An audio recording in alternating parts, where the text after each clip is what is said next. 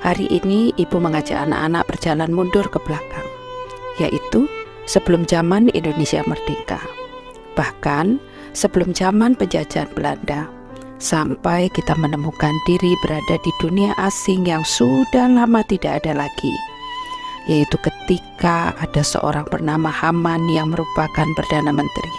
Oh, Kayla tahu.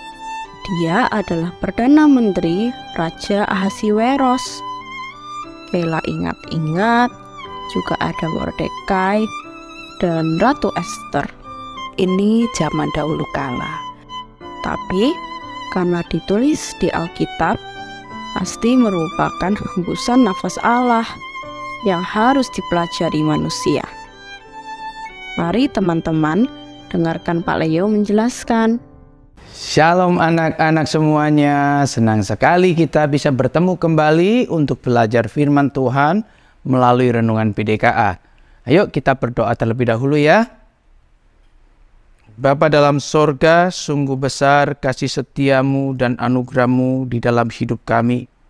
Sebentar kami akan belajar kebenaran firman Tuhan. Kami siapkan hati kami, pikiran kami untuk bisa mendengarkan dengan baik dan penuh dengan hormat kepada Tuhan. Sehingga firman Tuhan itu menolong kami, sehingga kami memiliki kemampuan untuk hidup menjadi saksi Tuhan di tengah dunia yang semakin gelap ini. Terima kasih Tuhan, tolonglah kami. Dalam nama Tuhan Yesus kami berdoa. Amin. Anak-anak yang dikasihi Tuhan, suatu hari Raja Ahasiweros perlu mengangkat seseorang yang dijadikan Perdana Menteri. Artinya orang ini mempunyai kedudukan yang sangat tinggi dibandingkan dengan pembesar-pembesar negara manapun yang merupakan wilayah kekuasaan daripada kerajaan Media Persia saat itu. Orang ini adalah Haman bin Hamedata. Dia adalah orang dari Agag. Orang yang diangkat menjadi Perdana Menteri mempunyai kedudukan yang sangat luar biasa dan kehormatan yang luar biasa karena dia merupakan orang yang kedua setelah Raja Ahasiweros. Maka Raja Ahasiweros mengeluarkan satu perintah. Apabila Haman bin Hamedata ini lewat pintu gerbang kerajaan, maka setiap orang yang berdiri di situ harus berlutut dan bersujud sebagai bentuk hormatnya. Maka setiap kali Haman lewat untuk masuk ke istana dan keluar dari istana, selalu orang-orang tersebut harus berlutut dan bersujud. Tetapi ada satu orang yang tidak pernah mau melakukan hal itu, yaitu seseorang yang bernama Mordekai. Maka orang-orang yang ada di sekitar situ selalu memperhatikan bahwa Mordekai tidak pernah berlutut dan orang-orang itu bertanya, "Kenapa kamu tidak melakukan perintah raja?"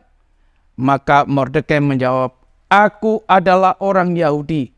Memang orang Yahudi tidak akan pernah mau bersujud, berlutut kepada manusia. Karena mereka hanya mau berlutut dan bersujud kepada Tuhan Allah yang hidup. Maka orang-orang ini selalu menasehati Mordekai dari hari ke hari, berhari-hari lamanya. Dan ketika hal itu tidak pernah diturut oleh Mordekai, maka orang-orang ini melaporkan kepada Haman. Haman yang telah dilapori, Haman tidak hanya menerima begitu saja, tapi Haman ingin menyaksikan dengan matanya sendiri. Dan benar ketika Haman sedang lewat di pintu gerbang itu, maka Haman memperhatikan ada satu orang yang memang tidak mau berlutut dan bersujud menyembah Haman. Maka hari itu menjadi marahlah Haman. Amarahnya luap-luap dari dalam dirinya. Maka Haman berpikir, kalau aku membunuh Mordekai satu orang saja, betapa hinanya diriku. Maka Haman berpikir, aku harus juga membunuh sebangsa daripada Mordekai, yaitu orang-orang Yahudi. Haman membenci orang-orang Yahudi. Ketika Haman membenci orang-orang Yahudi, dalam hal itu juga sebenarnya Haman sedang membenci Allah orang Yahudi, yaitu Tuhan Allah yang hidup, Yahweh namanya. Anak-anak yang dikasihi Tuhan, Maka ketika Haman sudah mempunyai keinginan membunuh, membinasakan, memunahkan seluruh orang Yahudi, Haman selalu berusaha mencari hari yang tepat, hari yang baik menurut pemikiran dewa-dewa orang-orang Media Persia. Maka Haman membuang undi atau disebut membuang pur.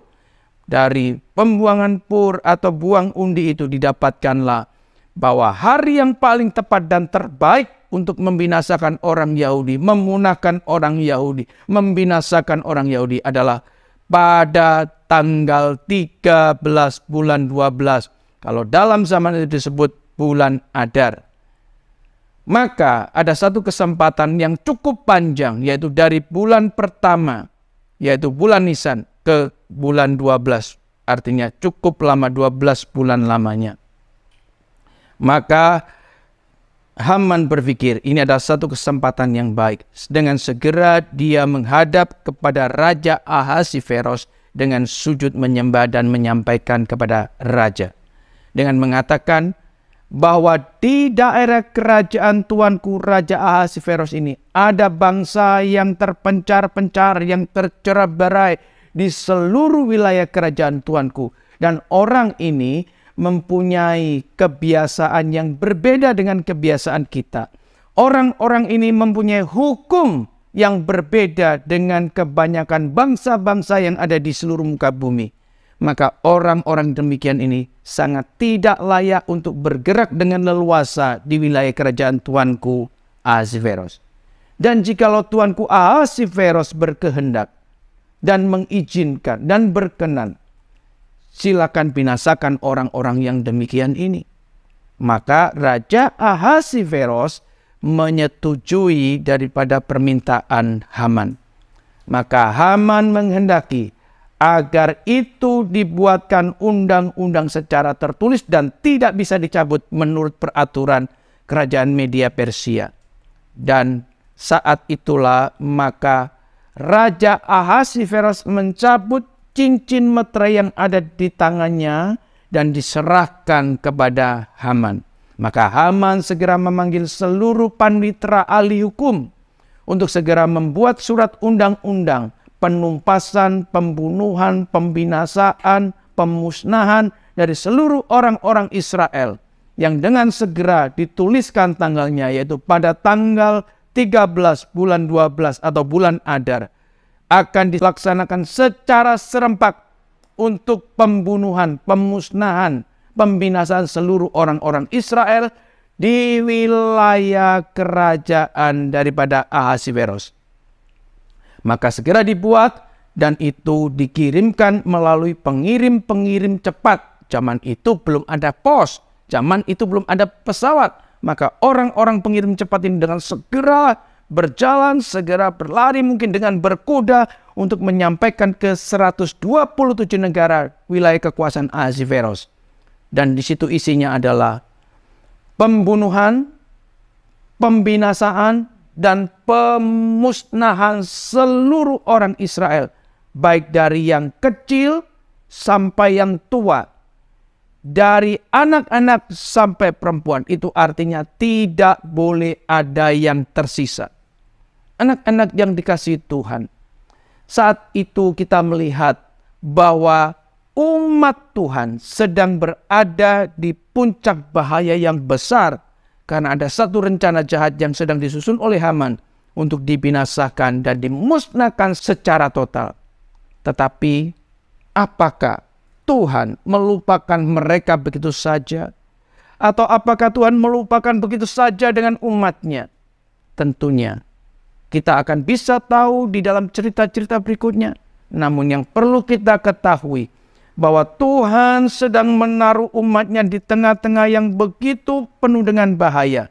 Tetapi Tuhan yang setia terhadap perjanjian covenant-Nya, Tuhanlah yang akan terus memeliharakan umatnya, supaya umatnya di tengah dunia yang penuh dengan bahaya ini boleh menjadi saksi bagi kemuliaan namanya. Demikian juga kau dan aku anak-anak, kita sama hidup di dalam dunia yang penuh dengan bahaya. Hidup di dalam dunia yang penuh mengancam setiap kehidupan anak-anak Tuhan. Tapi ingat, Tuhan yang memberikan kekuatan padamu dan padaku, Tuhan yang telah memilihmu dan memilihku, Dia yang akan memampukan kita untuk terus menjadi saksi bagi kemuliaan nama Tuhan. Amin. Mari kita sama-sama tundukkan kepala dan kita berdoa. Bapa dalam sorga, kami bersyukur dan berterima kasih jikalau Tuhan Allah yang setia, Allah senantiasa akan terus menolong dan melindungi kami, karena Tuhan sedang ingin mempermuliakan nama Tuhan sendiri melalui setiap anak-anak Tuhan yang ada di muka bumi ini, supaya dengan pertolongan Tuhan kami mampu menjadi saksi-saksi kebenaran Tuhan. Terima kasih ya Tuhan untuk firman-Mu hari ini. Dalam nama Tuhan Yesus kami berdoa. Amin.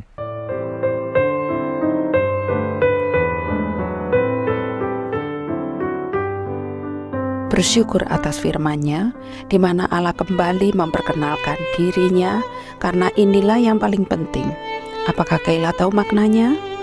Ini merupakan hal yang seolah-olah berlawanan, tapi sebenarnya dalam paket yang sama. Lihat saja, sepertinya Allah kejam karena membiarkan umatnya berada dalam bahaya. Tapi kalau kita mengerti sejarah di masa lampau, sebenarnya semua tindakan Allah itu ada dasarnya.